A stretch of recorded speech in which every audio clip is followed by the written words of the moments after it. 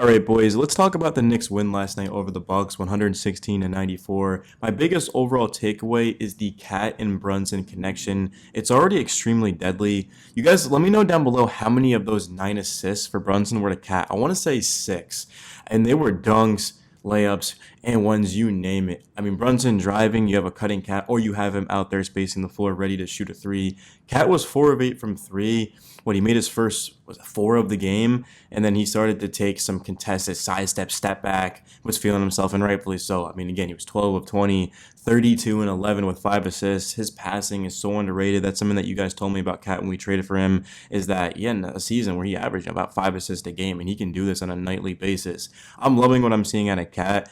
I got a lot of comments on my last several videos saying that, man, I wish we didn't make the trade. I mean, why'd we break it up? We had such a good team going. We were building something special. And although I do agree we were, Cat is not the reason why we got up to a slow start. He's not the reason we're 4-4 right now. The reason for that is just flat out, it's 2 things. I think it's a lack of effort, which makes no sense for a Coach Thibodeau team. But I think that the majority of it is just chemistry and this team trying to figure out how to win together and how to play together, more importantly, right? Well, winning is the most important thing, but you guys get what I mean, right? In order to win, you've got to be able to go out there and have chemistry, have continuity.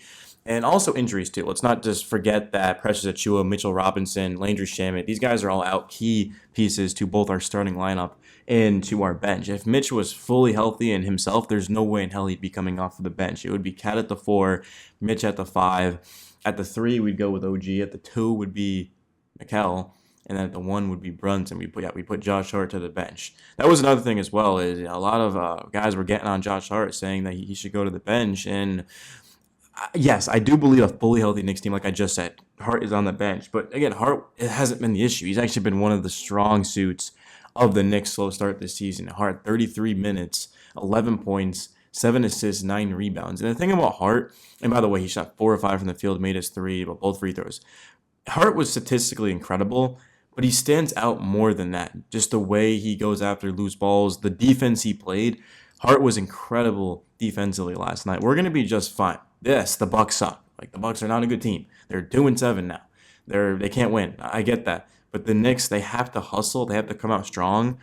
But they also have to make their shots. They've got to play physical. Talent isn't enough. The Knicks are more talented than last year. This is the most talented Knicks roster since 1994. I don't really care what anyone says on paper, but on paper it doesn't win you championships. You still have to go out there and compete, right? And that's what the Knicks have not been doing. They've been competing for stretches, right? But they haven't done it for 4 quarters. They haven't done it for 48 minutes. And I thought that this was a game where the Knicks just brought it from start to finish. And it almost felt like there was no way they were going to let this one get away. And thankfully, they had that monster second quarter. And the first quarter was good, too, because the second half, we were pretty much even. We were even in the third with the Bucks, and then the fourth quarter, we won that by 3. So getting off to a good start in the first half was very, very encouraging for the Knicks. In the second half, Jalen Brunson got going, made 5 of his 7 shots, and he was cooking. Brunson was just getting to the basket. He was 0-5 from 3. He realized he didn't have a shot tonight, so he went and he got some easy ones, and that created opportunities for Cat, again, to be able to cut and to thrive off of that. So I like what I saw. In terms of OG, he is going to be on the thumbnail. If you guys are watching this video right when I upload it, he probably won't be on the thumbnail, but there's going to be, my thumbnail guy's going to end up putting him on. But OG, statistically speaking, not amazing. 4 of 12, 6 boards, 5 assists. Offensively, right? Defensively, 3 steals, 2 blocks. But that's exactly why I put OG on the thumbnail. I could have went with Hart. Really could have went with a lot of guys, man. Even Miles McBride, we're going to get in him in a second. He was good. I mean, there's just a lot of things to take away. But I thought OG's defense, he just set the tone. Giannis, Dame, making these guys work. OG just getting in the passing lanes. He's even had this one play where he stole it off the inbound. I mean, his hustle and his IQ is so big for the Knicks. Cannot stress it enough. We're going to talk about Brunson and Cat first pretty much every video because they're the stars. But OG is as important as both of those guys. We saw that when he was out, the Knicks, they weren't able to do much. And when he was playing, the Knicks looked like the best team in the NBA. I mean, and OG Anunoby, so happy he's back. Yes, he's on a huge contract, but I think he's genuinely worth the money we're paying him because he's not just a guy that stuffs the stat sheet. He just makes winning plays, right? He was a plus 19 in this one. So shout out to OG. Mikal, 3 of 11 from 3. I thought Mikal honestly had a good game. He didn't have his 3 on, but outside of that, the mid-range is cutting, his defense. again, just a guy who didn't shoot the ball well necessarily. 7 of 18 isn't bad by any means, but I just like what him and OG are doing right now. Mikal, he definitely had to step up, and he still has to step up because he's got to get back to that version we saw at the first half of last season when he was an all-star type of player. In terms of the bench, right on cue, Miles McBride plus 21, which was not a game high, but it was pretty damn close. 5 of 11 from the field, 2 of 6 from 3, 14 points, 5 rebounds, 2 assists, played good defense, 28 minutes. Good job by McBride. We know how important he is off of our bench. A fully healthy Knicks team. We might have the deepest bench in basketball. I think the Warriors make a very, very strong case. But we're going to have McBride. We're going to have Precious Achiuwa, Tyler Kolek, Cam Payne, Josh Hart. I can't wait. It's going to be a lot of fun, guys.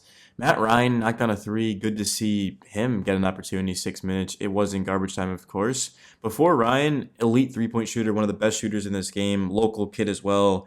Very impressed with him. Hopefully he can get more minutes because we do need shooting. We definitely need shooting. I get officially we're one of the best teams in the league. But we don't have a pure just sharpshooter that we can bring in like a Landry Shamet, Donde DiVincenzo, or now a Matt Ryan.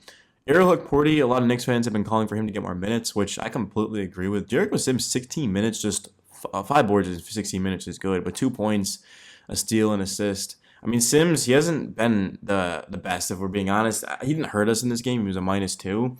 But I do think that Porty deserves more minutes. I completely agree. I think Porty is a flat-out better player. But because Sims has years in Tibbs' system, he's going to get the benefit of the doubt. But second half, I expect to see more Kolek, and I expect to see more Porty. And speaking of Kolek, 3 of 5 from the field, 8 points, 4 boards, 2 assists. Kolek was very good in this game. He just knows where to put the basketball. He had an amazing pass to OG that led to a transition point. Kolek's still working on his defense. He is a rookie. We know Tibbs, historically speaking, doesn't play a lot of rookies. But I think Kolek is just a different type of rookie. Whenever he's out there, he makes magic happen. And I'm excited to see what he's going to do the rest of the year. Become Daddy played 5 minutes, didn't really do too much.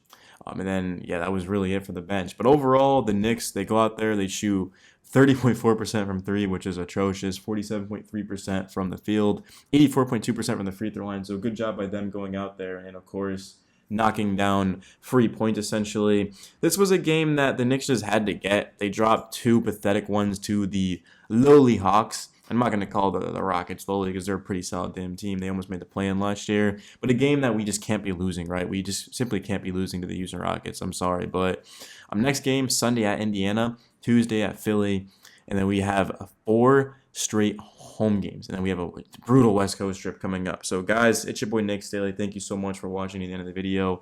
Drop a like, subscribe, share it with your friends, and I'll see you in the next one, man.